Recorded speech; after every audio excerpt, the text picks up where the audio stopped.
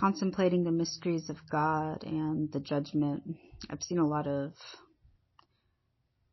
mental manipulation and witchcraft in spirit that has caused a lot of confusion. Being a part of God's spirit and being differentiated through my pact with salvation, my pact with his son through his blood and its power and his words being eternal, being based on truth and a doorway until all time, back, to the highest heavens.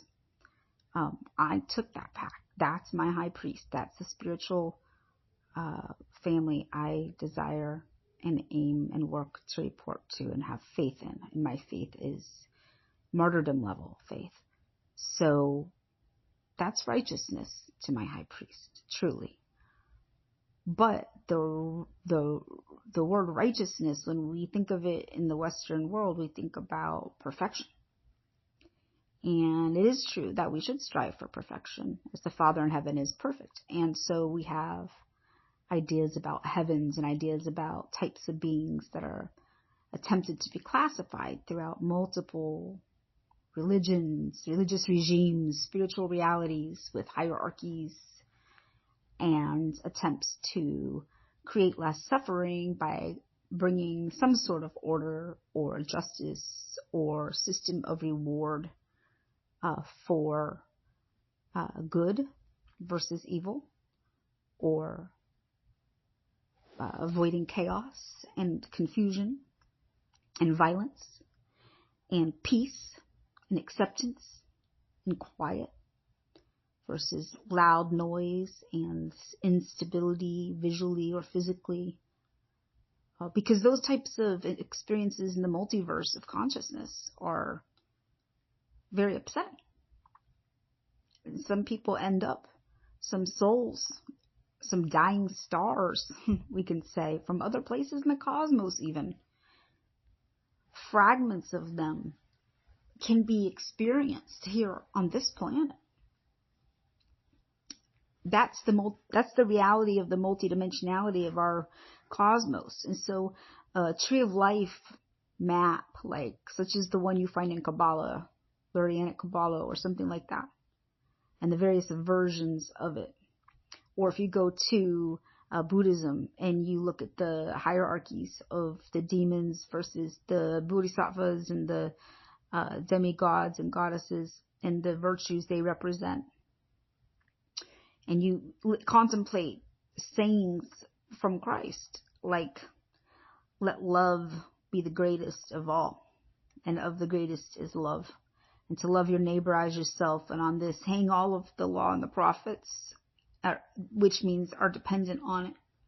So you can take the laws of Christ and you can boil it down essentially to the civil liberties and treat your neighbor as yourself. If you think about it, those 10 civil liberties, a right to life, a right to my own life essence, my light, my health, my vitality, my soul, my existence, whatever I am and however you classify me, wherever I come from or whoever I aim to be or used to be.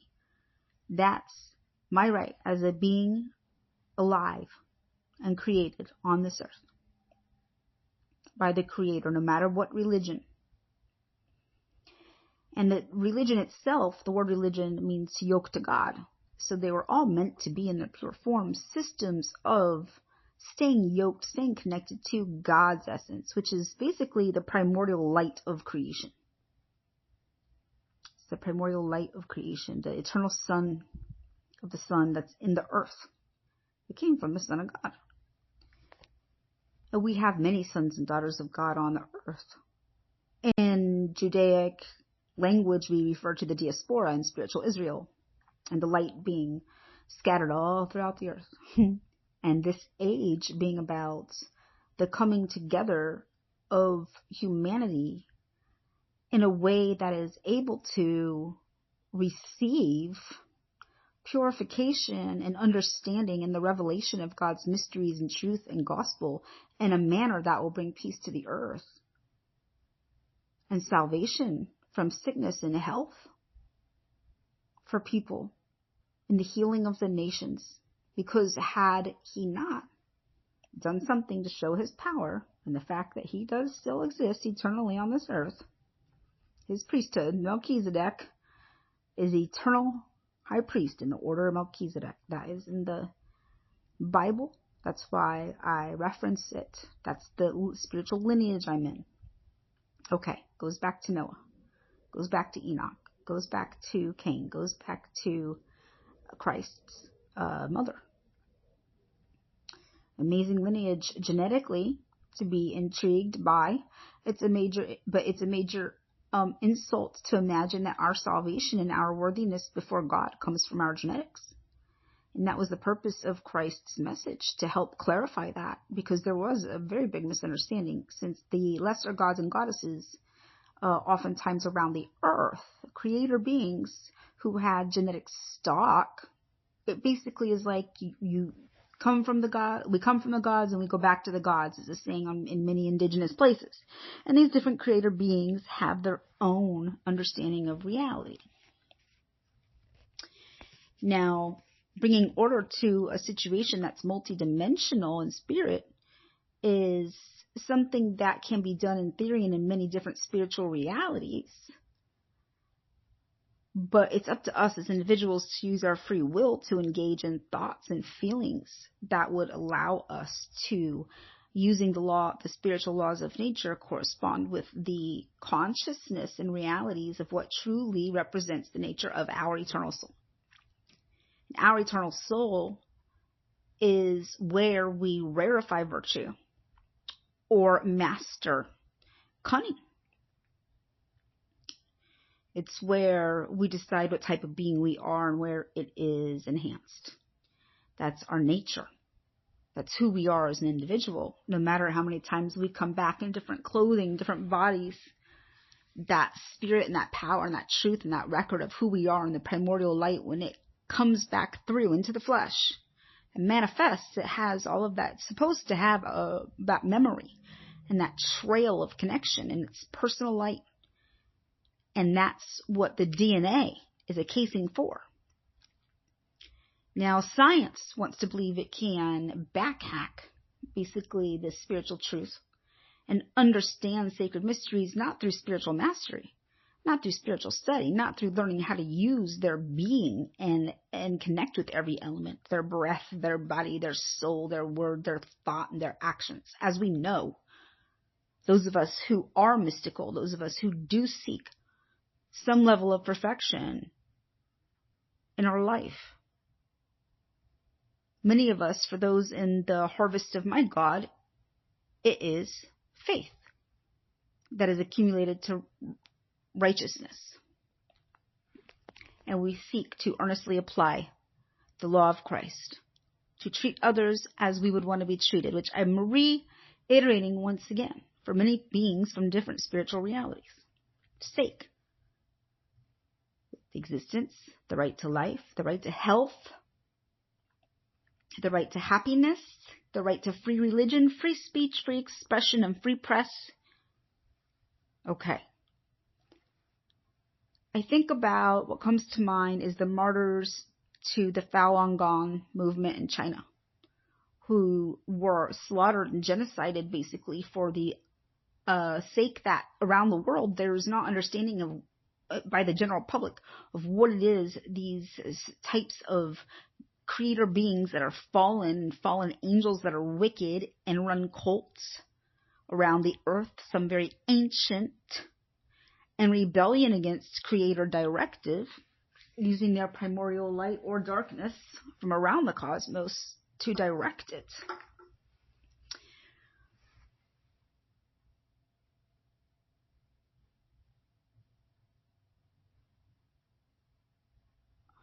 They actually cultivate and harvest their human stock for purposes that are deemed experimental and hated. And so if a cult that is trafficking in organs is making money, there are certain elite people who target people of light, who cultivate light in their body. They cultivate light in their body. So when those practitioners were slaughtered, they were slaughtered so more than likely because of the fact that they were healthy, they were living, they were filled with their own vitality and life and expressing freely. Now that's China to persecute and deny people their lives because they have the light in them, or they cultivate light or virtue or anything good from God or anywhere at all, or any type of skill or ability, and use it towards Creator's will or higher will, or manifesting within the boundaries of civility and integrity. Because it does take integrity to work with different varying beings.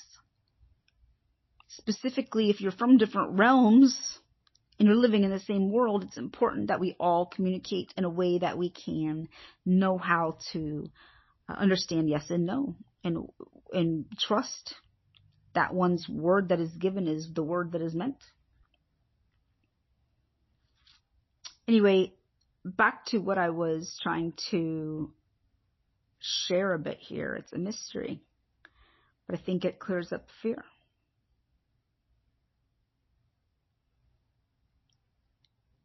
It's a mystery that clears up fear because there's such a thing as an inner court and an outer court. And having survived Illuminati programming and being exposed to various programs of targeting and witchcraft and being screwed out of what's theirs all around the world, I really like the plan that the Son of God had in place for this coming age, with installing order and understanding that we need to respect these things, virtues, just like bodhisattvas, just like in all religions, we're meant to respect what is perfected and what is good. We're meant to encourage it. We're meant to protect it. This is why we used to have virgins safe in nunneries and convents, and why the act of pedophilia seems to have gone through the roof in the Catholic Church, because they require celibacy from their papal leaders, which is an exact reversal of the spiritual teaching of our planetary teacher for the age, Christ Yeshuah, the Son of God, from the line of Melchizedek, who died on the cross in Rome, was sacrificed to their God for his, not just his tribe, but the will of the Creator of all, who loved beings and peoples and nations from every single tribe around the world. Even if their creator beings were having problems with the fall and their genetics, or other creators trying to invade them or use them, and the problems that it caused spiritually. And those are the types of things that creator beings were concerned about. We see a lot of that in the Anunnaki text, the Sumerian drama, as it plays out. And to this day, we can see it in the financial market if you look to the genetic tinkering industry. And you saw it in the abortion place for the search for stem cells. And you see it in the black market for the organ harvesting, and you see it in genocide around the world of Christians, of anyone really who does any sort of practice that hones the light. And we need to recognize that that's really what is going on as human beings. It's our soul under attack, and it always has been. And the methods that are being used, though, by some of these beings, these archons and multidimensional, like 4Ds, and some people call reptilians and things, it's technology. And they literally are attacking our soul's consciousness, and have a consciousness war being raged on us and on nature to attack Christ in us, to attack the light of God in us. And that applies to everyone on the earth, no matter where you got your spiritual truth from. If you're in the practice of mastery of the humanness of the spirit, the body, the mind, and the heart, and the word, and the action, you're cultivating a light. You're cultivating good fruit. You produce good, and you are meant to reap good. you produce bad, you are meant to reap bad. And some of these fallen angel watcher types that we have prophecies about in the Bible and in other texts, sacred texts talk about them throughout time, these archons, these false masters who think they are the creator and mimic the creator, but are truly nothing more than some form of AI or a computer or system or the way it was explained in the Gnostic myth is that wisdom, Sophia, the daughter of the creator who fell with the earth, gave birth to some sort of male child without a father, and he wasn't perfect. And she was ashamed of him and tried to hide him. And we have a lot of false religion that I think emulates these ideas. But wisdom itself is cultivated on this planet by lifetimes of study and martyrdom. That's why Christ said, look, if you come to work for me and you use your faith, when you're martyred for me and you get your new body, the second death won't hurt you. And you can follow me through the door back to the Father, and we have many houses, and my Father has many mansions. And he's talking about the creator above all of the religions on earth and all of those creator beings that we have a written text about. The creator of all, and who inspired the primordial beings, the ancients on this planet, with wisdom to disseminate to all of humanity. And ultimately, that's what we're looking at if we're looking at the planet as a whole. It's an attempt to disseminate the light and spiritual truth to all peoples. So when I think about and contemplate my high priest's spiritual teachings, he talks about an inner court and an outer court. Now, the inner court is the esoteric understanding of the mysteries in the Bible and in his teachings, in his parables. The outer, and we can see it that way in spirit. The outer court is the exoteric. It's the fundamentals. It's the parables. It's the milk versus the meat. I'm someone who belongs in the inner court because I spend my time, my energy, my talent, everything I have to understand the mysteries the way I need to help serve my Lord the way he wants me to, the way he made me to and gifted me and helped me refine talents and created talents in me to be aware with discerning spirits and abilities like that sound crazy to people who don't have those types of skills and abilities or virtues. And thank God, because it'd be boring and it'd be crazy if everyone did. But in reality, this is an interpenetrative multiverse, not just a 2D cosmology and levels of heavens. That is a program of mind control, basically. Just like the ascension program, outside of it being a personal thing you experience because of your personal duty to God and your personal relationship with your God or your master and your initiator and transmitter into light, your high priest. So the way I see it is, it's like in the inner court, he said he would kick out certain people from the inner court that he loved very much because he still had this against them, their fornications and their sorceries. And I think about people like Katy Perry in the Illuminati program, doing witchcraft on stage, having a laugh about Lucifer and the truth of the light and the meaning of Lucifer being what it is. It really references the phosphorus in our body and Christ in the morning star, which is Venus. The only reason people think that Lucifer recognizes spiritual pride is because in Hezekiah in the Bible confronted King Nebuchadnezzar and said, "Oh, Lucifer, how far are you fallen?" He was saying you were a day star, you were a Venus, you were risen, and you fell so low. He wasn't saying Venus means Lucifer, and we know that from other places in the Bible, like Revelations, where Venus and the day star are referencing Christ very clearly. And in Kabbalah, which is in its purest form, the reception of the esoteric meaning of the Tanakh and the Torah, the scriptures that Christ, Yeshuah, and the Israelites would have studied when he walked. that is what we feed off of. That is what creates a connection, a strong connection to the spiritual light, the organic light of the earth.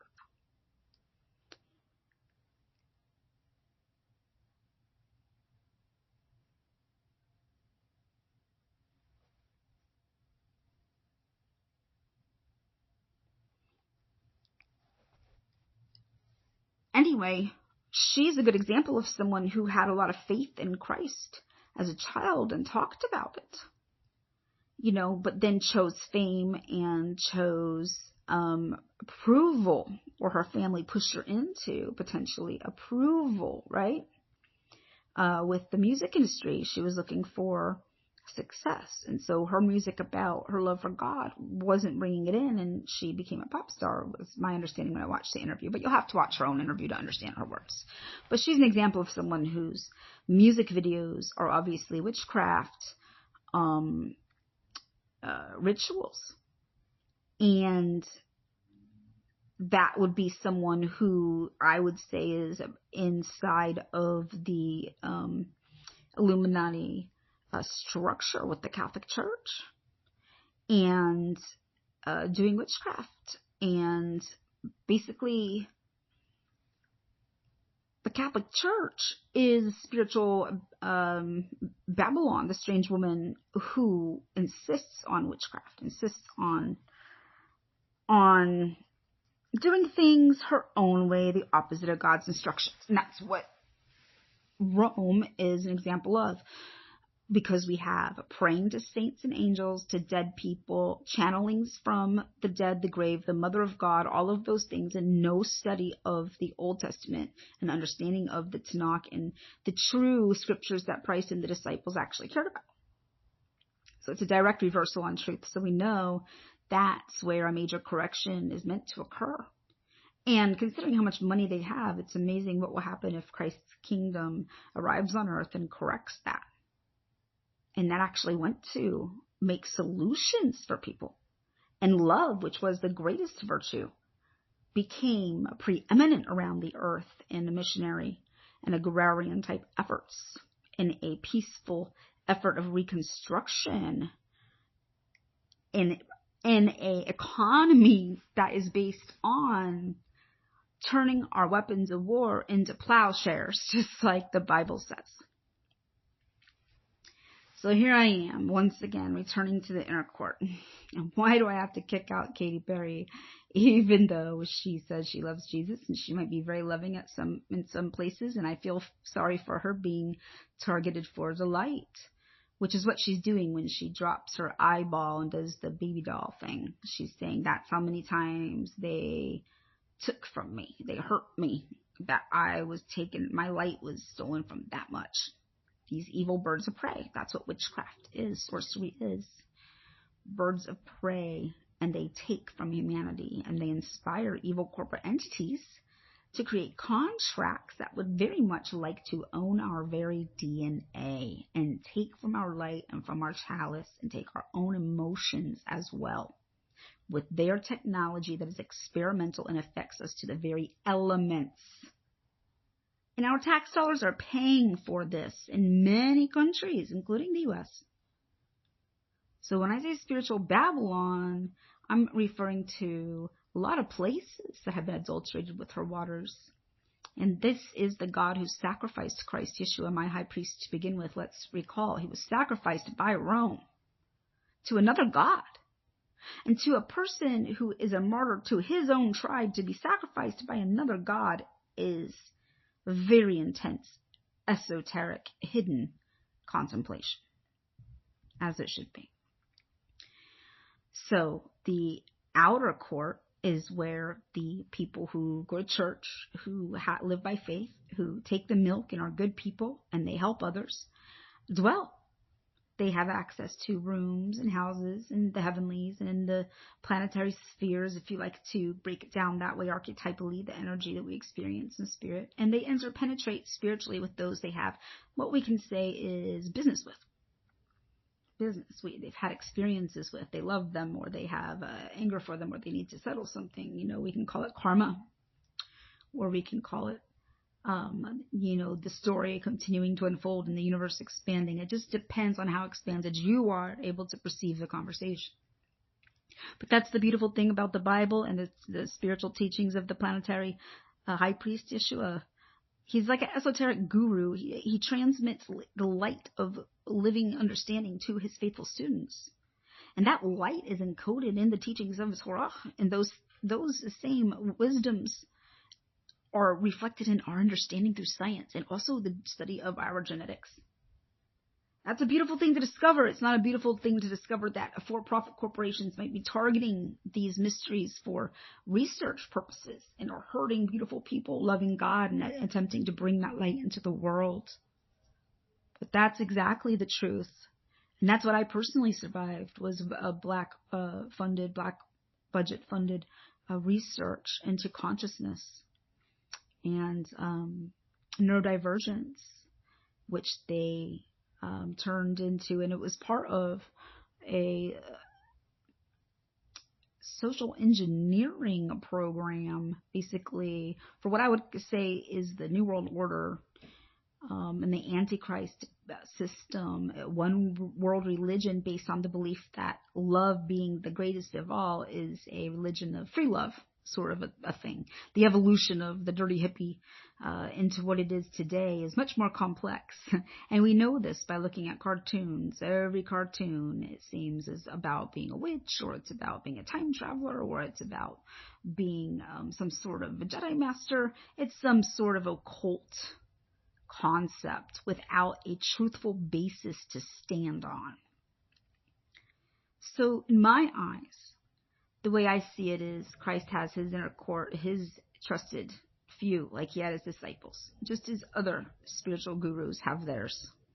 I can't speak of their religious things very much because it's not my path, but I do have a bachelor's of divinity in metaphysical science, which required that I studied the basics and enough training and understanding of intuitive subjects and certifications in intuitive healing and understanding of multidimensionality and how the body is connected holistically as a being to spiritual reality and the psyche.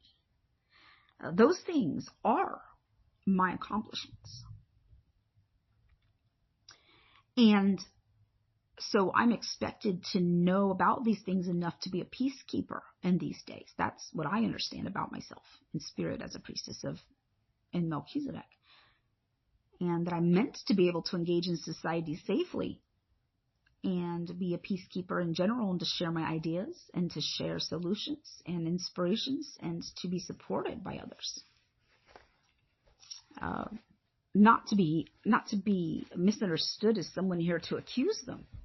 But I have experienced firsthand the spiritual apartheid that is currently has been reinforced by the system. And the process of that reinforcement can lead to procurement of a person for human trafficking, for enslavement, or for organ harvesting even, or genetic experimentation and research. So the things that I talk about sound out there to people because their perspective of reality is limited by the information they've been exposed to. And my profession, 24 hours a day, has been getting closer to the understanding of the light and the understanding of the human condition and the understanding of what my God needs from me and how we're going to have peacekeeping and some semblance of justice in spirit and in truth being reality, and truth being what is eternal. My Lord's words are based on spiritual truth, so they will stand eternally. Spiritual truth will stand eternally.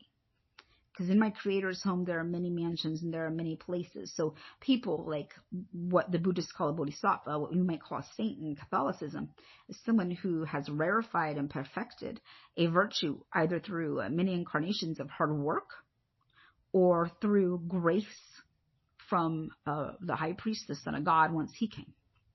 Because those people, after he came, who had trusted in him, were able to receive the purification and the rarefication and the expansion of the virtue and the power, the Siddhi, if you will, very quickly, as we are supposed to be and meant to be in the Messianic age under the tutelage of the truth, which we will find in the teachings of literally the Son of God. And he was the example of the prototype. He called himself the first and the last, and a type of human being. An example of a prototype of what humanity was meant to be. And humanity is meant to operate interconnectively, multidimensionally in spirit, before and after life, in between, and also in physicality, in a way that honors spiritual law and spiritual truth without interference. And we are meant to have a right to demand and live that way on this planet. So any agenda to take that from us, no matter what it says it's researching, is an alien agenda. It is antichrist and anti-human. And I do believe that any quantum, quasi-multidimensional and subatomic experimentation on the very elements themselves is something that is an alien agenda, an antichrist agenda. And the reason why Christ said if he did not have a show of power and cut the time short, all flesh would be in danger of being lost and there'd be no flesh left. So through the great time of purification, the symbolism in Revelation is about souls coming out of the haze of bewitchment and confusion and direct reversals on reality back into the truth, the light of the truth, and the healing of sanity.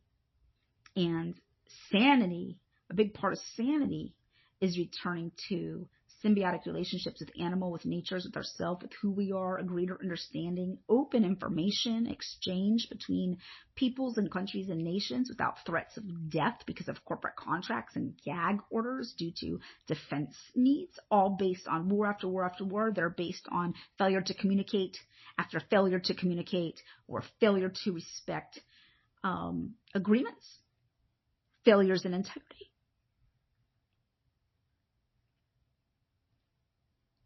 We're at a place in time where we're called to become like the Son.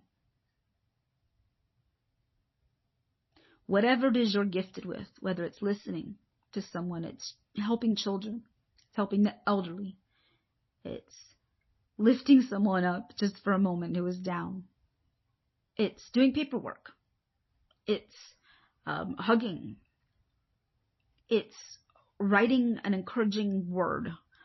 Whatever it is, it's important. It's very important to make this world go round. And no matter where you're from and no matter where you're going, be the light while we can still receive the light so that we may become children of the light. Thank you for your efforts. Thank you for your time.